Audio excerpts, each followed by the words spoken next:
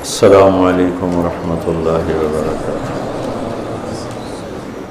رمضان کا آخری عشرہ اللہ تعالیٰ نے لیلۃ القدر کو ان 5 راتوں میں چھپایا ہوا ہے۔ پہلے یہ تعیین کے ساتھ مقرر ہو کر آ رہی تھی۔ آپس کے جھگڑے ایسی نحوست ہیں کہ آپ خیمے سے باہر آئے، 2 صحابہ آپس میں ان کی کوئی تلخی ہوگی، ان کی آوازیں اونچی ہوں گی، جھگڑا بڑھ گیا تو آپ نے باہر تشریف لا کے فرمایا کہ میرے اللہ نے مجھے شب قدر بتا دی تھی کہ فلاں رات ہوا کرے گی، لیکن تم لوگوں کے جھگڑے کی وجہ سے اللہ تعالیٰ نے اس کو اٹھا لیا اور چھپا دیا، اور اب تم اسے طاق راتوں میں تلاش کرو، 21 میں، 23 میں، 25 میں، 27 میں، 29 میں اس کو تم تلاش کرو۔ آپس کا اختلاف صحابہ کا تھا، 2 صحابی آپس میں کس بات پہ الجھ گئے پتہ کوئی نہیں۔ بظاہر تو وہ ایک تعیین اور ایک مقرر عدد، مقرر رات اٹھ گئی، لیکن یہ بہت بڑی خیر ہوئی۔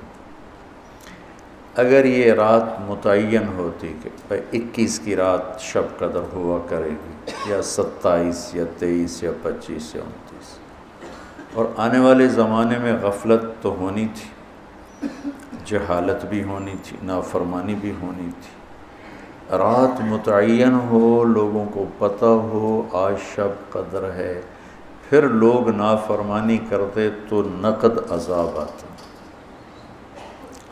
تو اللہ تعالیٰ نے اس چھپانے میں بھی اپنی رحمت کو شامل حال کیا۔ جب ایک آدمی شراب پی رہا ہے، اسے پتہ ہی نہیں شب قدر، کسی کو بھی نہیں پتہ کہ آج ہے۔ ہم تو 5 راتیں چھوٹی انشاءاللہ جا کے، آپ تو ویسے ہی علم میں مصروف ہیں، تو چلو آپ کی برکت سے ایک حدیث بھی یاد آ گئی۔ ابو ہریرہ رضی اللہ تعالیٰ عنہ فرماتے ہیں مدارسۃ العلم ساعۃ،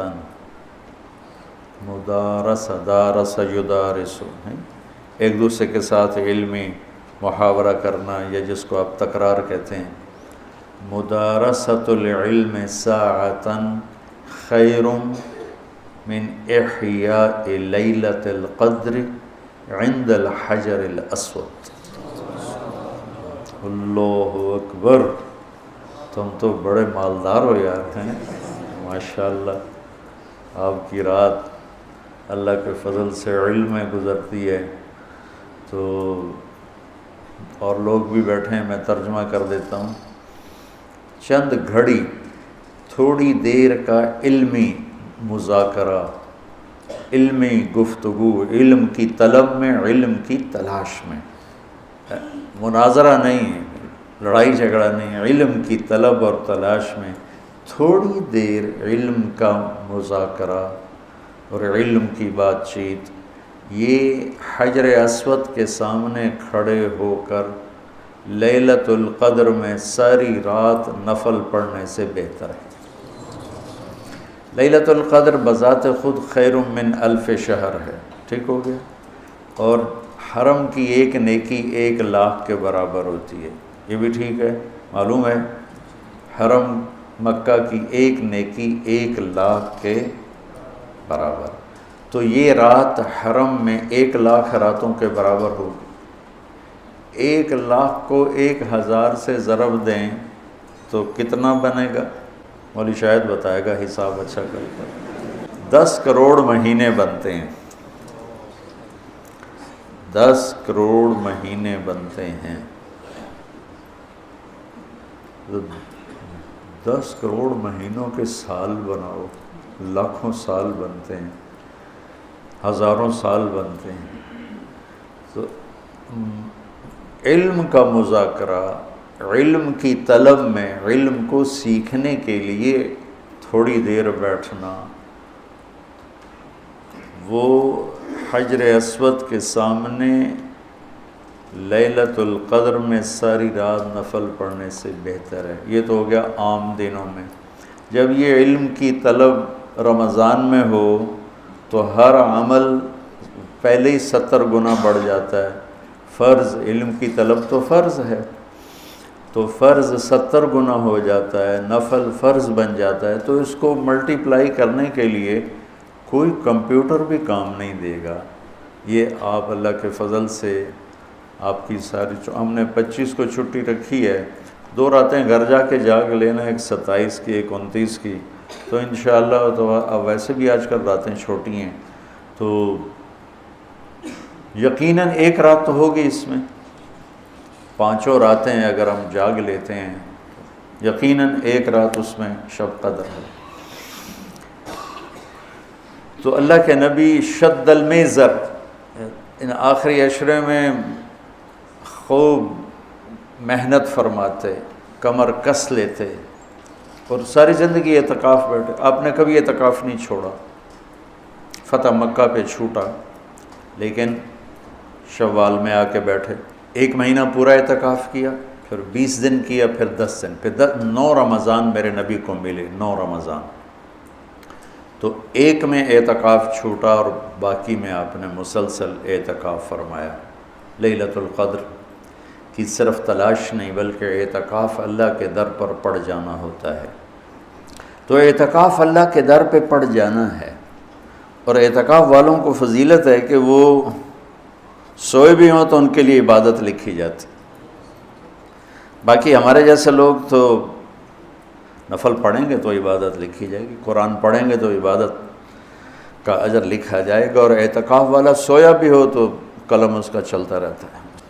اللہم لک الحمد کما انت اہلہ فصلی علی محمد کما انت اہلہ وفعل بنا ما انت اہلہ انک اہل التقوی و اہل المغفرہ۔ یا اللہ آخری عشرہ شروع ہو چکا ہے، تیری مغفرت کا، جہنم سے خلاصی کا ہے۔ ساری امت محمد کو جہنم سے نجات عطا فرما دے، ساری امت محمد کو جہنم سے نجات عطا فرما دے، ساری امت محمد کو جہنم سے نجات عطا فرما دے۔ پوری دنیا انسانیت کو کلمہ نصیب فرما دے، پوری دنیا انسانیت کو کلمہ نصیب فرما دے، پوری دنیا انسانیت کو کلمہ نصیب فرما دے۔ جو تیرے علم میں فرعون ہیں، شداد، حامان، قارون ہیں، ان کے وجود سے دھرتی کو پاک فرما دے، اور اسے امن کا، عزت کا، آبرو کا، شرم و حیا کا گہوارہ بنا دے۔ پورا عالم بے حیائی کی لپیٹ میں ہے، کفر کی لپیٹ میں ہے، میرے مولا اسے تو حیا کی چادر پہنا دے، ایمان کا نور عطا فرما دے۔ یا اللہ تیرے بندے جتنے اعتکاف میں بیٹھ چکے ہیں ان سب کے اعتکاف کو قبول فرما اور ذریعہ ہدایت فرما۔ حرمین میں جتنے تیرے بندے بندیاں اعتکاف میں بیٹھے ہیں ان کے اعتکاف بھی قبول فرما اور ذریعہ ہدایت فرما۔ یا اللہ تو ہماری یہ چھوٹی سی ایک کاوش، ایک حقیر سی کوشش، اسے بھی یا اللہ قبول فرما اور اسے ذریعہ ہدایت بنا۔ یہ قرآن سے ہمارے دلوں کو جوڑ دے، سیرت سے ہمارے دلوں کو جوڑ دے۔ یا اللہ اپنے محبوب کی مبارک زندگی ہمارے سامنے کھلی کی کتاب کی طرح کر دے، اور ہر عمل کو اپنے محبوب کے یا اللہ نور کی روشنی میں دیکھنے کی توفیق عطا فرما۔ پوری امت میں یا اللہ سیرت حاوی فرما، پوری امت میں یا اللہ اپنے محبوب والے اخلاق زندہ فرما، بد اخلاقی سے ہماری حفاظت فرما۔ میرے دیس کو چوری ڈاکے سے بچا، ظلم و ستم سے بچا، قتل و غارت سے بچا، جھوٹ فراڈ سے بچا، سود اور رشوت سے بچا، یا اللہ ملاوٹ اور کھوٹ سے بچا۔ یا اللہ میرے دیس سے تو بدکاری کے اڈے ختم فرما، شراب کے اڈے ختم فرما، جوئے کے اڈے ختم فرما۔ یا اللہ آنے والی حکومت نیک دل رحم دل لوگوں کی نصیب فرما۔ ہمیں یا اللہ ایسے لوگوں کے حوالے نہ فرما جو بددیانت ہوں، جو دھوکے باز ہوں، جو مفاد پرست ہوں۔ ہمیں ایسے لوگوں کے حوالے فرما جو ملک کے، قوم کے، عوام کے خیر خواہ ہوں، ان کے درد کو اپنا درد سمجھیں اور ہمارے غم کو اپنا غم سمجھیں، ہمارے دکھ کو اپنا دکھ سمجھیں۔ ہمیں ایسے نیک لوگ نصیب فرما۔ یا اللہ جہاں جہاں یہ میرے ساتھ لوگوں نے ہاتھ اٹھائے ہوئے ہیں تو سب کے حق میں ان کی دعائیں قبول فرما، ان کی حاجات کو پورا فرما، آمین۔